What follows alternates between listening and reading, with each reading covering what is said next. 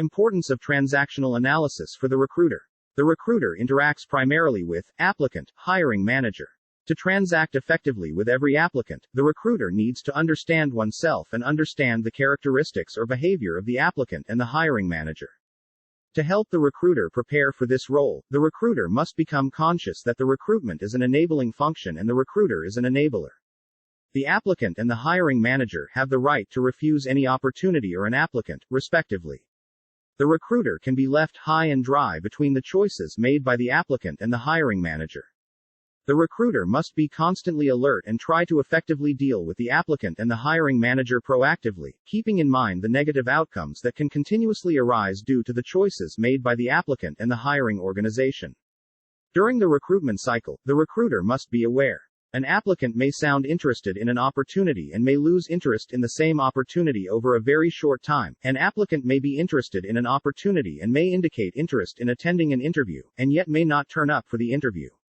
An applicant may turn up for the interview for the first round and may develop cold feet in the subsequent rounds. The hiring manager is unlikely to shortlist potentially suitable applicants. The hiring manager is unlikely to select a potentially good applicant. An applicant may be offered and yet may not accept the offer. An applicant may accept the offer and may not join at the last minute. The recruiter must be equally aware that there is likely to be noise in the system owing to the unpredictable choices made by the applicant and the hiring manager. Since the recruiter is the enabler, the recruiter will be held accountable for recruitment irrespective of the choices made by the applicant and the hiring manager. There are two sets of actions that can be taken. Proactive, effectively transact with the applicant and the hiring manager to enable a positive outcome. Reactive, when the exercise of enabling falls short of objectives, the recruiter must effectively communicate with the relevant stakeholders and contain the damage. This section focuses on the proactive aspect discussed above. While each applicant is a new prospect and an unknown quantity, the hiring manager is a relative constant, whom the recruiter gets to interact and know over a period of time. The recruiter is enabling the activity and at all times must consider oneself as an equal with the applicant and the hiring manager. Every time the recruiter is dealing with a new applicant, it is imperative that the recruiter assess the behavioral characteristics of the applicant to transact with the applicant effectively. The recruiter must also be conscious that they often interact with the applicant on the phone and may not understand the applicant's body language on the other side of the phone. The ability to understand the characteristics of an applicant or hiring manager in combination with knowledge of the recruiter's own behavioral characteristics can help the recruiter develop a strategy to transact effectively. In this context, please find 3 sections on transactional analysis. An introduction to Johari window helps in understanding the self. An introduction to the ego states helps understand the behavior of a person. An introduction to the okay, not okay matrix helps understand life positions.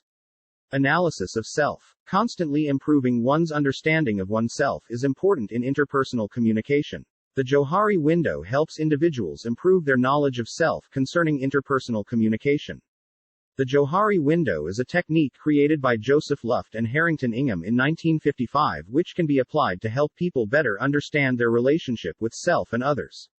Look at the model below as a communication window through which you give and receive information about yourself and others. Look at the 4 panes in terms of columns and rows.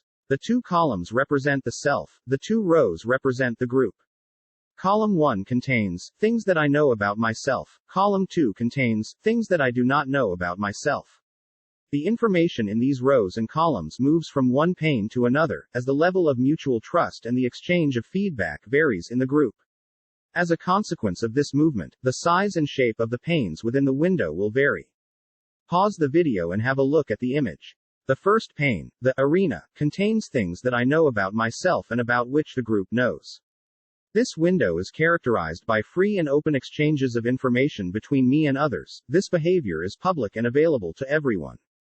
The arena increases in size as the level of trust increases between individuals or between an individual and the group. Individuals share more information, particularly personally relevant information. The second pane, the blind spot, contains information that I do not know about myself but the group may know. As I begin to participate in the group, I am not aware of the information I communicate to the group. The people in the group learn this information from my verbal cues, mannerisms, the way I say things, or the style in which I relate to others. For instance, I may not know that I always look away from a person when I talk or that I always clear my throat just before I say something. The group learns this from me. Pane 3. The facade, or hidden area, contains information that I know about myself but the group does not know. I keep these things hidden from them. I may fear that if the group knew my feelings, perceptions, and opinions about the group or the individuals in the group, they might reject, attack, or hurt me. As a consequence, I withhold this information. Before taking the risk of telling the group something, I must know there are supportive elements in our group. I want group members to judge me positively when I reveal my feelings, thoughts, and reactions. I must admit something of myself to find out how members will react. On the other hand, I may keep certain information to myself to manipulate or control others. The fourth and last pane, the unknown, contains things neither the group nor I know about me. I may never become aware of material buried far below the surface in my unconscious area. However, the group and I may learn other material through a feedback exchange among us. This unknown area represents intrapersonal dynamics, early childhood memories, latent potentialities, and unrecognized resources. The internal boundaries of this pane change depending on the amount of feedback sought and received. Knowing all about myself is extremely unlikely, and the unknown extension in the model represents the part of me that will always remain unknown, the unconscious in Freudian terms.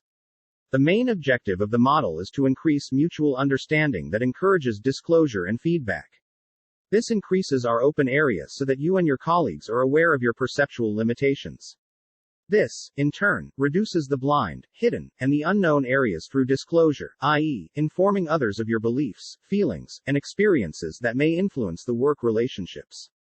The open area also increases through feedback from others about your behavior, which sounds easy but very difficult to seek. However, this kind of feedback will invariably help you reduce your blind area because your coworkers often see things in you that you cannot see for yourself. And finally, the combination of disclosure and feedback occasionally produces revelations about information in the unknown area. Ego states. It represents a person's way of thinking, feeling, and behaving. There are 3 ego states present in everyone: child, parent, and adult. They are related to the behavior of a person and not their age. They are present in every person in varying degrees. When 2 persons communicate with each other, communication is affected by their ego states. These are: child ego. Child behavior reflects a person's response to communicate in the form of joy, sorrow, frustration, or curiosity. These are the natural feelings that people learn as children. It reflects immediate action and immediate satisfaction. It reflects the childhood experience of a person generally gained up to the age of 5 years.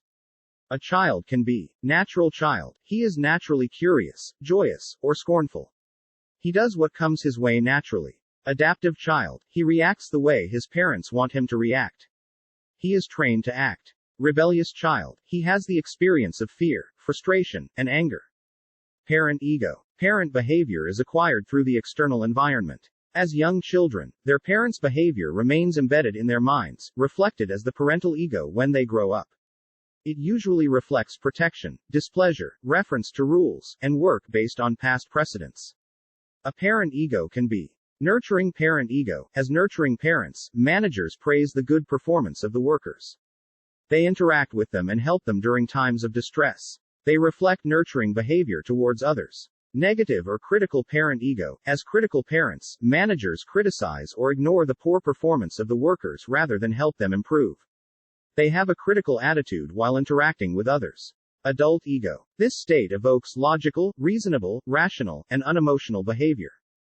Behavior from the adult ego state is characterized by problem-solving analysis and sound decision-making. People operating from the adult ego state are taking emotional content of their child ego state, the value-laden range of their parent ego state, and checking them out in the reality of the external world. These people are examining alternatives, probabilities, and values prior to engaging in a behavior. Analysis of transactions. TA may be used to explain why people behave in specific patterns throughout their life. This analysis enables people to identify patterns of transactions between themselves and others. Ultimately, this can help us determine which ego state most heavily influences our behavior and the behavior of other people we interact with. Developing our understanding of 2 types of transactions would help us become better communicators.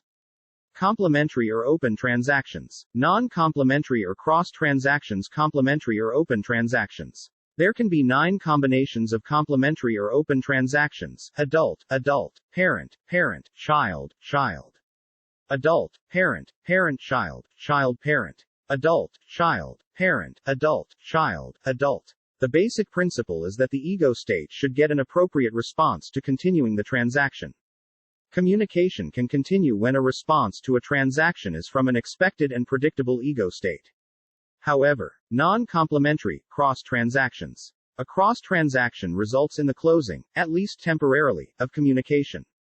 In cross-transactions, the response is either inappropriate or unexpected. It is also out of context with what the sender of the stimulus had initially intended. This occurs when a person responds with an ego state different from the one the other person was addressing. In other words, it occurs when the stimulus from one ego state to another ego state, such that the sender feels misunderstood, confused, or even threatened. When this occurs, sharing and listening stop at least temporarily.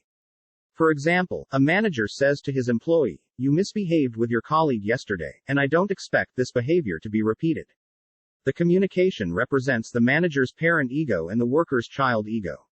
Rather than being apologetic, the worker responds, "I did not do anything wrong. I shall not make apologies." This is an unexpected behavior where the parent of the worker talks to the child of the manager. Pause the video and have a look at the image. When the parent ego of the manager talks to the child ego of the worker and the child ego of the worker talks back to the parent ego of the manager, communication is effective, but where egos get crossed, communication breakdown takes place. For example, the above interaction between manager and worker would have been effective if the worker had said, "I am sorry, sir, I'll take care not to behave like this again." Pause the video and have a look at the image. By proper understanding of one's own ego state and that of the other, communication barriers on account of behavioral maladjustments can be reduced. Transaction analysis transforms negative attitudes of people into positive attitudes. It changes failure, fear, and defeat to victory, optimism, and courage. It makes people strong and directed towards positive thinking. It improves interpersonal relationships amongst people by understanding their ego states. Cross-transactions can be converted into complementary transactions, and communication process can be improved. People will be more comfortable interacting with each other. This will enhance the effectiveness of the organization. Life positions. A person's behavior depends upon his experience at different stages of his life. Therefore, he develops a philosophy towards work from early childhood, which becomes part of his identity and remains with him for a lifetime unless some external factor changes it. These positions are called lifetime positions. Eric Berne initiated the principle within transactional analysis that we are all born okay, in other words, good and worthy. Frank Ernst developed these into the OK matrix. The OK, not OK matrix.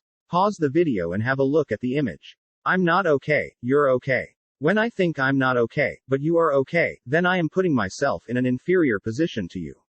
This position may come from being belittled as a child, perhaps from dominant parents, careless teachers, or bullying peers.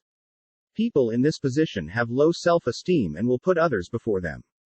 They may thus have a strong, please others, driver. I'm okay, you're not okay. People in this position feel superior in some way to others, who are seen as inferior and not okay. As a result, they may be contemptuous and quick to anger. Their talk about others will be smug and supercilious, contrasting their own relative perfection with the limitation of others. This position is a trap into which many managers, parents, and others in authority fall, assuming that their given position makes them better and, by implication, others are not okay. I'm okay, you're okay. When I consider myself okay and frame others as okay, there is no position for me or you to be inferior or superior. This is, in many ways, the ideal position. Here, the person is comfortable with other people and with themselves. They are confident, happy, and get on with other people even when there are points of disagreement. I'm not okay, you're not okay. This is a relatively rare position, but it perhaps occurs when people unsuccessfully try to project their bad objects onto others. As a result, they feel bad while also perceiving others as bad. This position could also result from relationships with dominant others where the other people are viewed with a sense of betrayal and retribution. This may later get generalized from the bullies to all other people.